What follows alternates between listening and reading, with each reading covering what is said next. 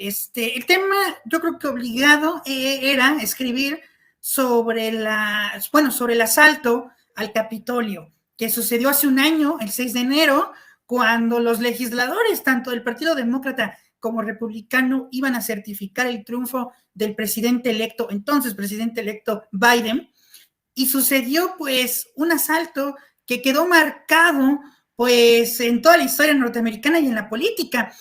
Y eso es lo que trata el artículo de hoy que escribí en Regeneración como tal.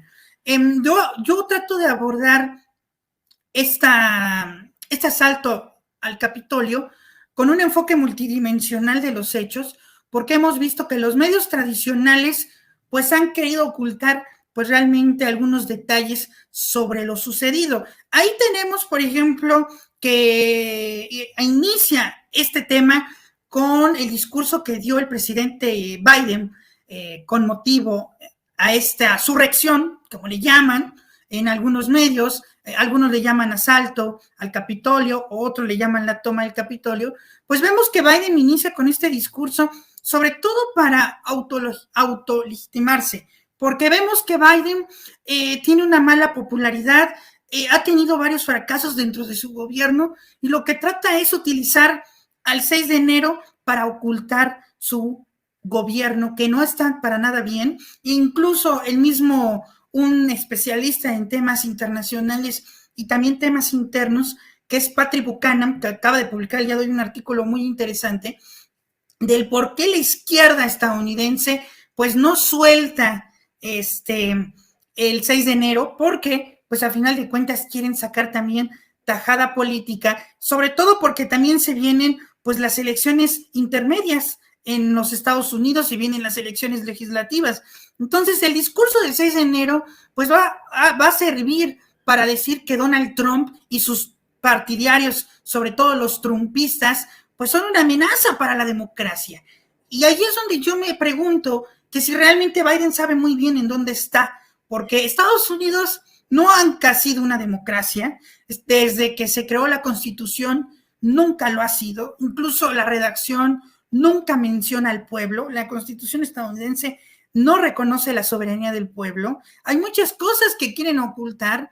Lo del asalto al Capitolio es un síntoma de que el modelo no anda bien, pero no es la causa como lo quieren hacer ver los medios tradicionales aquí en Estados Unidos y en México. O sea, no es realmente la realidad que ellos tanto pintan. La democracia en Estados Unidos siempre ha pertenecido a un grupo, a los plutócratas y a la bancocracia. Entonces, vemos que Biden quiere satanizar a Donald Trump y a los trumpistas, pero el asalto al Capitolio también sucede por una razón clave, porque es una población o es un sector de la población que fue abandonada por la administración Barack Obama y Biden. Es un sector que se sentía desprotegido y además es un sector que está disminuyendo gracias a la drogadicción, también al desempleo. Hay jóvenes blancos que no se casan y eso es lo que ellos no quieren que se vuelva a repetir. Con Donald Trump se sentían representados estos blancos anglosajones protestantes, que la mayoría es la supremacía blanca, que incluso ellos los vimos, algunos de ellos en la toma del Capitolio, a un hombre que usaba cuernos, otro que traía la bandera en los tiempos de la guerra civil, etcétera. O sea, vemos estos personajes que se sienten representados y que realmente es la esencia del trumpismo. Y hay que recordar que el trumpismo pues se ve reflejado en el libro de Samuel Huntington, este geopolítico estadounidense, que él escribió el libro ¿Quiénes somos? De We Are, o sea, de quiénes somos, o sea, ¿dónde venimos? ¿Qué es lo que tenemos que recuperar? Y ellos lo veían en ese sentido, que debían de recuperar su esencia, desde los protestantes, desde que vinieron a colonizar, desde el Mayflower, etcétera. O sea, Samuel Huntington proponía que tenían que volver a los orígenes de los Estados Unidos. Y ese es el trumpismo como tal. Eso es lo que vemos en la toma del Capitolio. También hay que decirlo, aunque Donald Trump sea un personaje que no sea políticamente correcto, ya lleva un año censurado. Y creo que debemos de alzar la voz en pedir a las redes sociales que ya le quiten la censura a Donald Trump. Ok, es un personaje racista, es un personaje que incitaba al odio de cierta manera, pero también si estamos hablando de un país de libertades y de una democracia, creo que no es justo que tengan censurado a Donald Trump, que Donald Trump no pueda defenderse, e incluso ya lleva un año vetado de Facebook, ahí podemos entrar al perfil de Donald Trump y no ha publicado nada.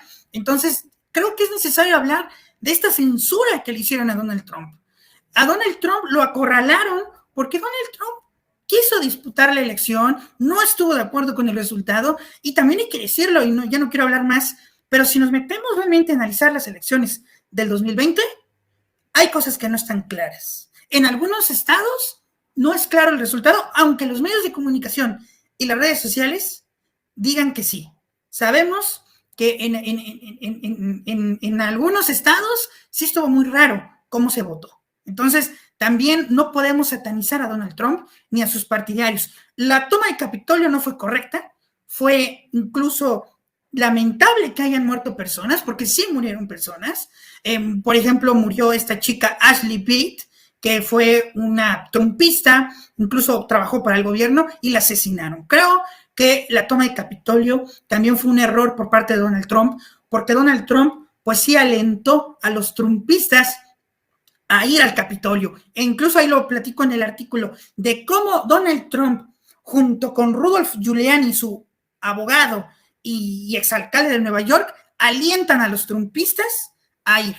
Entonces ahí lo van a poder encontrar en el artículo con más detalle. Muchas gracias, querido Pepe. De hecho, hasta el presidente López Obrador, ¿se acuerdan que se pronunció al respecto de esta censura que sufrió Donald Trump en Twitter y en Facebook?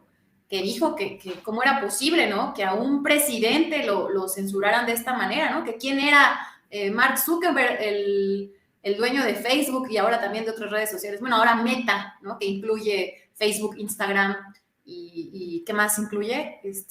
Twitter, ¿no? No me acuerdo qué otra red incluye. No, Twitter no. Meta, pero bueno, o sea, decía, qué fregón, ¿no? O sea, censurar así a un mandatario, efectivamente se equivocó, pero, o sea, de plano vetarlo, o sea, quitarlo su cuenta, cancelarle su cuenta de Facebook, su perfil. Uf, qué intereses oscuros se mueven ahí, ¿no? Y Mark Zuckerberg, pues, parece jugar rudo y un papel importante que son las redes sociales, ¿no? ¿Cómo ves, mi querido Rod? ¿Te acordarás de esto? Sí, como no, sí, como no. De hecho, yo sí me aventé a publicar en mi canal de YouTube el video de Donald Trump donde le pedía a su gente que se retirara del Capitolio, pese sí. a que les había hecho fraude. De hecho, ahorita en el artículo de Pepe veía una imagen de ese video y YouTube me lo bajó, ¿eh? O sea, sí estuvo en línea un par de, ¿qué te cosa? Como una hora a lo mucho, y lo bajó e incluso me mandó una notificación donde decía que ese video violaba todos los principios y reglas de uso de YouTube, que no me iban a aplicar un strike. O sea, una primera sanción de 3. Los que estamos en YouTube sabemos que tienes 3 oportunidades antes de que te cierren un canal. Esa imagen que es de ese video, que no me iba a contar como strike, pero que sí quedaba como una advertencia para evitar ese tipo de materiales. Respecto también a lo que se mencionaba, lo del presidente López Obrador, pues él ponía sobre la mesa el papel tan preponderante que ya están cobrando los medios de comunicación electrónicos, sobre todo a través de redes sociales, precisamente porque se les está dando la libertad de decir qué sí podemos ver y qué no podemos ver.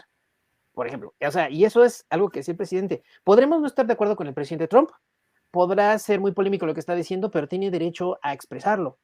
Muy distinto a que si lo dejamos hablar y luego, si tú quieres, como se dice coloquialmente, lo destrozamos en la mesa de análisis, pero tiene derecho a expresarse. Asimismo, como decía Pepe, también los medios de comunicación, este papel tan polémico, cómo salen a dar por sentada la victoria de Joe Biden cuando todavía no se terminaban de definir los votos electorales en los estados. Uh-huh. Además, también como decía Pepe, ¿no? Hay unas cosas bien extrañas, y yo creo que esa cosa extraña es el propio sistema electoral estadounidense. En Estados Unidos, sabemos, y Pepe no me va a dejar mentir, que hay 2 tipos de votos, el voto popular y el voto electoral. El voto popular es el del pueblo, el del individuo que va y vota por tal personaje. Pero resulta que en general se cree que Estados Unidos es una democracia, pero realmente no es así. El ciudadano común no va y vota por un presidente, por un individuo, sea Biden, sea Trump, o alguno de los otros candidatos de partidos más pequeños que estaban ahí en la boleta electoral, sino que los ciudadanos eligen a un grupo de personas que va a representar a su estado en otro evento electoral más en petit comité, más en pequeño, donde ellos, una de dos, o ratifican al candidato de la mayoría representada en ese colegio electoral, o también puede suceder que elijan al candidato del otro partido. Por ejemplo, la mayoría en ese colegio electoral la gana el Partido Republicano y ratifican a Donald Trump como el candidato ganador.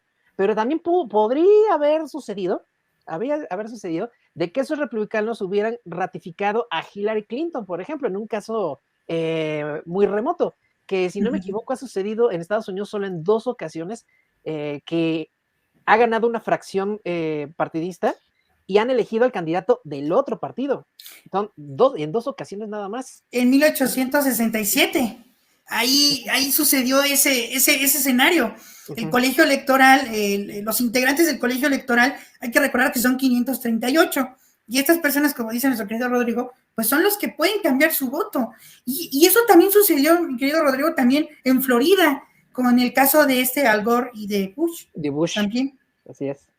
Sí, entonces, también sucedió. Entonces, ¿qué tipo de democracia tienen en Estados Unidos? ¿Qué tipo de participación tiene el pueblo en la elección de sus máximas autoridades? Y es ahí donde pienso yo y suscribo a lo que dice nuestro querido Pepe, que hay algunas cosas medio turbias en este sistema electoral de los Estados Unidos que tienen que cambiar porque siguen funcionando todavía con algunas cosas que fueron establecidas en su constitución. Y estas cosas obedecieron a un contexto, como por ejemplo, un pequeño ejemplo, la aportación de armas, la posesión y la aportación de armas. Si tú hablas de un periodo histórico post-independentista, donde si no traes un arma de fuego para defenderte, pues te matan, pues es normal que en una ley se establezca claramente que tienes permiso de poseer y de portar armas de fuego. Pero si estamos hablando en un país legal y constitucionalmente formado, ya con unas bases bien sentadas, el hecho de poseer y portar armas, como sucedió en el Capitolio el año pasado, pues ya no tiene razón de ser. Claro. Ya está completamente fuera de contexto. Y además, pues estás fomentando que el individuo se sienta todavía con más poder. Imagínense, querida Celsin, Pepe y querido auditorio, había un presidente abiertamente clasista y racista en la máxima magistratura de ese país, el país más poderoso del mundo. A eso agrégale que ese país tiene una gran carga segregacionista, pese a que estamos en pleno siglo XXI. Y a eso agrégale que tienen permiso a poseer y aportar armas sin ninguna restricción. O sea, Estados Unidos es el claro ejemplo de que las democracias se tienen que reinventar con el paso del tiempo y con el correr de la historia. No se puede vivir en un siglo XXI, pero viviendo con reglas del siglo XVIII. O sea, es completamente impensado. Y en el caso de México, pues aplica pues exactamente el mismo ejemplo. Nos acostumbraron mucho a la democracia representativa, pero viendo cómo al final de cuentas el ciudadano es el principal beneficiado, principal perjudicado de las decisiones de gobierno, pues entonces tenemos que transitar de un periodo de democracia representativa a uno de democracia participativa. Por eso es que las democracias se tienen que reinventar. Y me gustaría preguntarte a ti, mi querido Rodrigo. Adelante. Entonces, ¿tú qué propones? ¿Que se haga como una asamblea nacional como lo quiso Venezuela, por ejemplo?